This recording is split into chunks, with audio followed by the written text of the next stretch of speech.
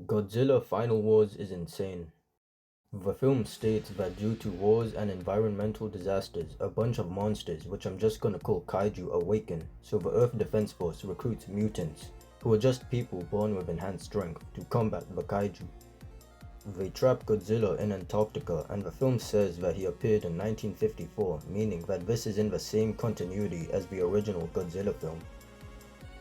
An EDF submarine led by Don Fry freezes the Sea Dragon, who is also a Toho monster, but in doing so damages the sub, leading to the EDF suspending him.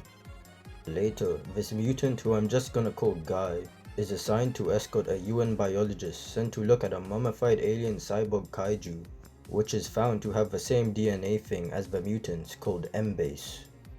While researching, the biologist, the guy, and the scientist get teleported inside a cave in an island, where they are told by two fairies that the mummified kaiju is called Gigan, who came to Earth 12,000 years ago and caused great destruction, but was defeated by a giant moth named Mothra.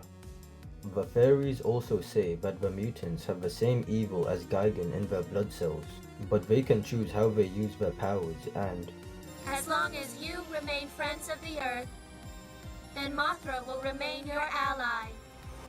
they get teleported back and the fairies leave Guy with a talisman. A bunch of Toho monsters and that 1998 American Godzilla attack a bunch of cities in the craziest ways possible. So the EDF tries to fight them, but a giant spaceship captures all the kaiju. Also, this boy and Hunter find Godzilla's son. The spaceship is controlled by aliens called Exilians, who offer their help as they say that a giant planet will hit the Earth.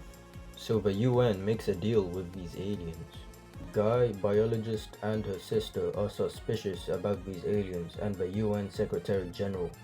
So by getting a blood sample of the Secretary General, they find that he's actually an alien, and they also find that the planet said to hit Earth is actually a hologram.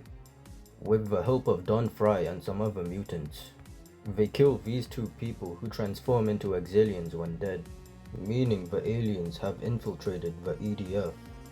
Don Fry, with the group, carries an alien corpse and throws it in front of the Exilians on live television. Then Don Fry kills off the alien impersonating the Secretary General. Then the alien, who is second in command, kills the main alien in order to be in charge. More mutants appear ready to fight, but the aliens play a sound which makes all the mutants in the room except for Guy to be mind controlled. The Guy, biologist, her sister, and Don Fry escape to the submarine from before, which I forgot to mention can fly, and is actually called the Gotengo. The aliens can control Gigan as they can control anything with M-base, so they set him free along with the other kaiju which somehow got M-base injected in them. While the group travels to Antarctica, they are attacked by Gigan, which makes them shoot projectiles at him, but the projectiles miss and hit the place where Godzilla is, releasing him. Godzilla is attacked by Gigan, but he blasts his head off, defeating him. The Gotengo leads the enraged Godzilla to Tokyo, as that's where the alien mothership is. During the journey, the aliens make their kaiju fight Godzilla, but he easily defeats all of them.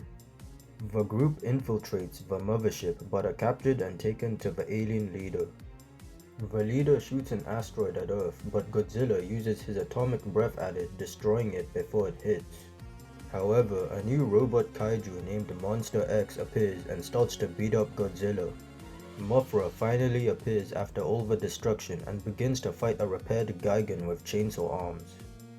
While the kaiju fight, the leader explains to Guy that he and him are beings called Kaizers, which are rare mutants born with combined human DNA and M-base.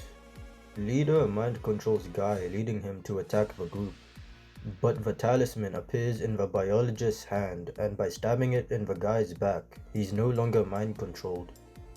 Gigan seemingly kills Mothra, but these discs that he tried to throw at her miss, only to come back and slice his head off. Then Mothra comes back to life for a moment and does the finishing blow. The group fights the aliens, with Guy fighting the leader, and the people who were being impersonated before show up and go with the group except for Guy to the Gotengo to escape. Guy gets beaten up by the leader, but he gets this energy by those fairies and defeats him. The ship begins to self-destruct, and the group makes it out alive. Godzilla is still fighting Monster X, who morphs into Ghidorah and starts to kill him. Guy shoots his energy from the fairies at Godzilla, powering him enough to beat Ghidorah. Godzilla attacks the Gotengo, but his son appears, leading to Godzilla walking into the ocean with his son. The film plays this happy music despite 99.9% of humankind being extinct. This film is very fun and doesn't take itself seriously, which is great. This is due to the film coinciding with the franchise's 50th anniversary, making it a celebration of the whole Godzilla franchise. This is also why there are so many Toho monsters, and the scene where Godzilla kills the 1998 Zilla. The kaiju fights look like something straight out of Dragon Ball Z. The only problem I have with this movie is that a lot of scenes drag on for too long, which ruins my engagement. I can also imagine that to a non-Godzilla fan, this film is an absolute fever dream.